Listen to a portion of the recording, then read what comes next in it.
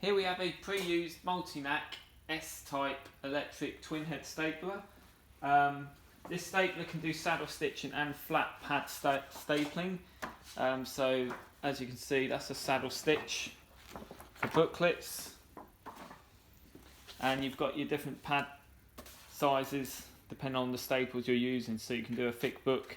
This is card that has been used. So it's electric operated.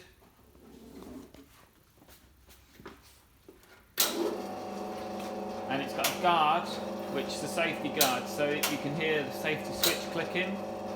So when that's up, you can't operate it. So all you do is put your work in. You've got side lays here which can be adjusted, and then foot pedal, which staples like so. You've got your staple heads here, which uses Nagel steel staples in different sizes, so you can do thickness for thick books, or you can do smaller ones.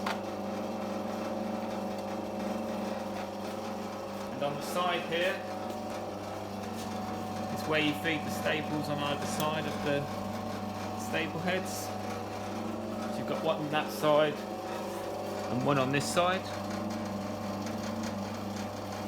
So again, you can adjust your measurements for your stapling.